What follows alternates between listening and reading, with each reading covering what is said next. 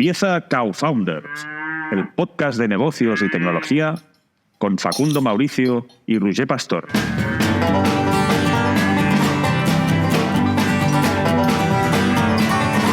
¿Cómo va, Roger? ¿Cómo viene esto? Pues vamos bien, vamos bien. Vamos impecable, vamos impecable. A ver, te traigo una cosa hoy. A ver, ¿con Porque qué me vas a sorprender? recibí un correo que creo que vale la pena reflexionar, ¿no? Vamos. O leerlo. Es de una newsletter que leo cada semana, que es Ecom Letter, Ok. que lo envía Pablo Renaud. Saludos para Pablo. Un saludo desde aquí, Pablo. Me encanta tu newsletter. A ver, te explico. Es una idea que tiene que ver con este miedo que tenemos a la inteligencia artificial de que nos va a robar el trabajo, ¿vale? Atención. Yo te leo textualmente lo que dice. Cuéntame. Dice, durante el siglo XIX, la poderosa armada británica tenía un punto débil. Sus buques dominaban los océanos y nadie les hacía sombra, pero devoraban un recurso en sus calderas. El carbón, devoraban carbón a tope. Gran Bretaña, afortunadamente, era rica en minas de carbón y se preocupaba por las consecuencias de su agotamiento. Al ver que cada vez claro, que consumía mucho carbón, decían, a ver si se nos va a acabar.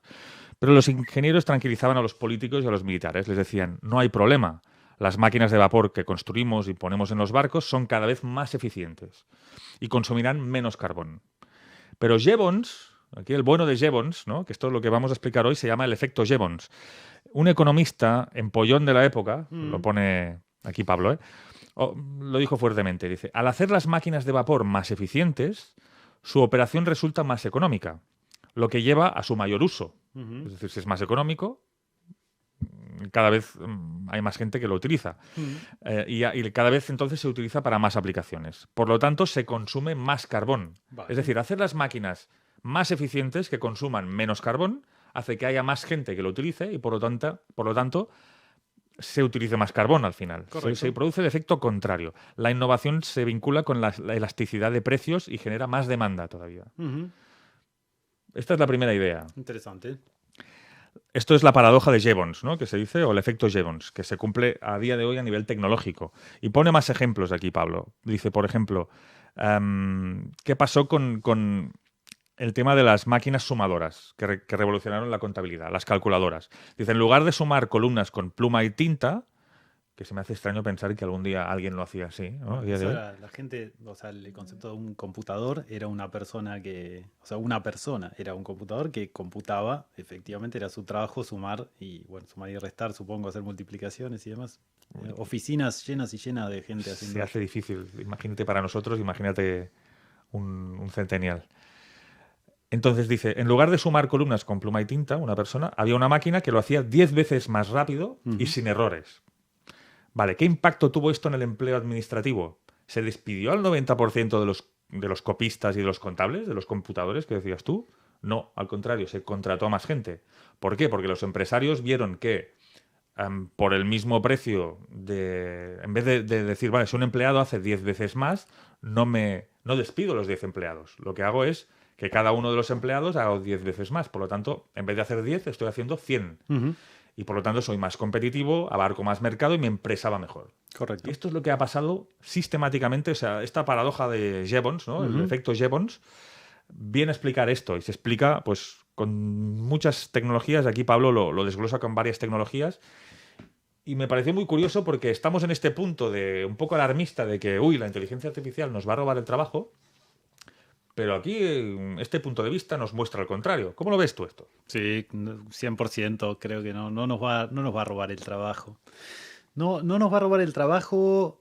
Me parece que sí va a cambiar la dinámica del trabajo que hacemos, eso seguro, pero no, sí, coincido. Pero yo tengo mis dudas, porque mira, esta mañana lo comentaba con una compañera y me decía, claro, pero también lo que pasó con la revolución agrícola, por ejemplo, ¿no? Esto sí que se cargó trabajo. Sí. O sea, no siempre se cumple siempre el efecto Jevons este. Bueno, es difícil de predecir, pero yo diría que en realidad lo que sucede es que cambia la dinámica de trabajo, no es que... Son otros trabajos. Sí, claro, son otros trabajos. Es decir, lo que vamos a entender es que la gente que esté trabajando dentro de 20 años, nosotros, ¿no? vamos a estar gestionando inteligencias artificiales. Haremos, no sé si gestionando, capaz muchos de nosotros seremos gestionados por inteligencias artificiales, habría que ver ahí quién gestiona a quién, pero sí creo que la dinámica del trabajo va a cambiar en el sentido de que vamos a ser, quienes sean que queden en el trabajo van a ser más productivos, es decir, van a poder hacer esta misma dinámica, van a poder hacer más con su día. Em, para mí la pregunta de fondo tiene que ver con, ¿estamos llegando al límite de lo útil del tiempo aplicado a una tarea? Es decir, como Sí, claro. en qué momento seguir aplicándole tiempo a una tarea deja de ser útil. Es decir, por ejemplo, yo creo que no es casualidad que estemos teniendo discusiones sobre la jornada de 4 días o que se estén teniendo discusiones sobre si es necesario estar en la oficina trabajando o se puede trabajar de forma remota. Me parece que la inteligencia artificial viene un poco a sumar disrupción a ese tipo de discusiones. Como trabajar, yo creo que vamos a trabajar de acá a 20 años, pero la pregunta es cómo será nuestro tiempo una variable relevante a nivel de trabajo o con el tema de tener inteligencias artificiales el factor tiempo un poco desaparece de la ecuación porque al final, o sea, una entidad, por así decirlo, que puede hacer una tarea 7 por 24 de lunes a lunes. El concepto del tiempo por ahí se dispersa un poco, Se ¿no? dispersa un poco, sí. Yo me lo imagino más por ese lado. Me imagino, por ejemplo, cuántas cosas están atadas a que nosotros estemos en la oficina o que, por ejemplo, cuántos correos uno envía durante horario de trabajo para contando con que otra persona, uno tranquilamente podría organizar su día con su asistente virtual y decir, envía el correo en el momento en que creas Claro, conveniente. estará todo como, iremos progresivamente automatizando estas cosas. Exacto, Por eso yo exacto. estoy convencido de que dará una oportunidad a todo lo que es la parte creativa del ser humano, Sí. que después hemos tenido ya el debate algunas veces de ¿Eh? la inteligencia artificial está generativa, está Sí. creativa, si tiene valor o no tiene valor. Para mí no lo tendrá, ya lo sabes. Es decir, tendrá su valor en algunas cosas, pero lo que realmente tendrá valores son las cosas hechas por humanos, porque de repente tendremos tanta explosión de contenidos y de cosas hechas Pero, por máquinas. ¿qué porcentaje de hecho por un humano? Por ejemplo, Ya. ¿sabes? Por ejemplo, este hermoso cuadro que tenemos atrás nuestro, de Vito No, Courleone. es una foto, ¿eh? ¿Es una foto? Es una foto, sí, sí. Me dio permiso, la fui a sacar yo. Por Sí, sí. ejemplo, ¿qué porcentaje, suponte, qué porcentaje de la colaboración de un humano? Suponemos que lo ha hecho una inteligencia artificial. No, pero, o sea, sabes, al final todo hay un porcentaje. O sea, es como decir, incluso en una melodía compuesta con. Todavía.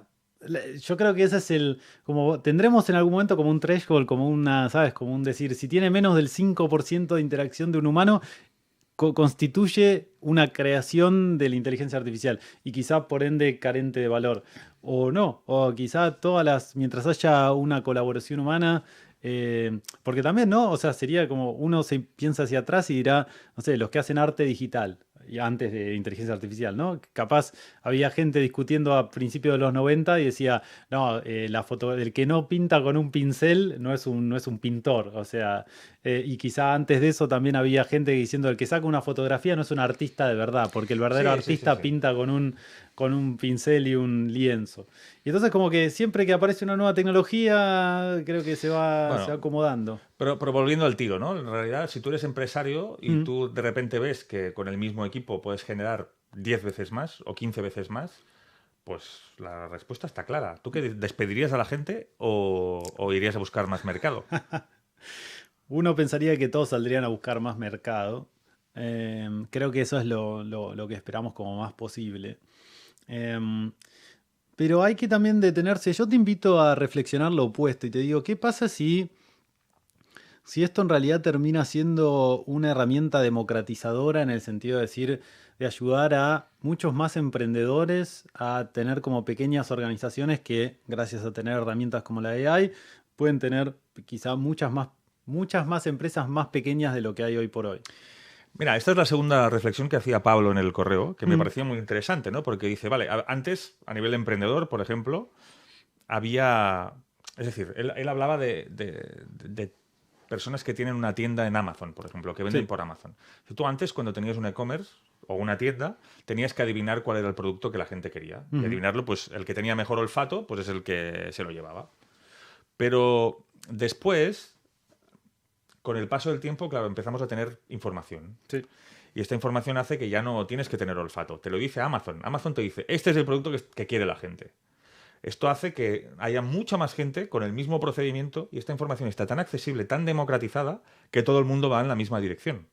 Entonces, cada vez destacar es más difícil. Es decir, el hecho de que todo esté más democratizado cada vez lo hace más difícil. Por ejemplo, en un podcast. Antes, cuando había 3 podcasts, pues con la tele pasaba igual. Creo que lo hablamos en un capítulo aquí, que cuando había un solo canal de televisión todo el mundo veía lo mismo. Claro. Si salías de ahí eras el rey. Cuando hubo 6, pues bueno, tenías una entre 6 de posibilidades de que te viera la gente. Y poco a poco esto se ha ido diluyendo. Hoy en día, tener un programa en televisión, pues hay mucha gente que no lo ve. La mayoría de gente no lo ve. Tener una serie en Netflix, pues es que hay mucha gente que no tiene Netflix, que tiene HBO o que tiene Disney. Tener un podcast, estás en un océano de podcast, es más democrático, sí, pero conseguir que la gente te vea es mucho más difícil también. Sí. Y ahí es donde, bueno, hay otros ingredientes, ¿no? Por eso el tema de que la tecnología, bueno, va a ser, te piensas enseguida de que va a ser la leche, ¿no? De que vas a explotar, te va a ponerlo todo muy fácil. Bueno, sí, te lo va a poner a ti muy fácil y a otros 140 millones de personas que están en el mismo lugar que tú. Sí, sí. O sea, sí, pero también te digo que yo lo pienso desde el punto de vista de decir, cuando uno piensa en las dificultades que tiene un emprendedor para hacer crecer su organización, creo que lo que va siempre aportando la tecnología son como herramientas para que pueda trabajar dentro, o sea, en un equipo relativamente pequeño con mayores optimizaciones o con mayores ventajas, ¿no? Que es lo que antes, o sea, quizá uno tenía que tener 4 o 5 personas, hoy quizá todas las herramientas online se pueden hacer un montón de cosas para tener una relativamente exitosa pequeña empresa. Creo que quizá una posible vertiente de estas herramientas es el hecho de poder ayudar a que haya más pequeñas organizaciones. Porque cada vez que se trae como un nuevo factor de eficiencia, ¿no? Te permite capitalizar de esa diferencia y tener alguna ventaja competitiva que hoy sería muy difícil de adquirir o tendrías que salir a contratar gente. Versus estas herramientas que algunas te permitirían no tener que salir a contratar gente, al menos no tan rápido.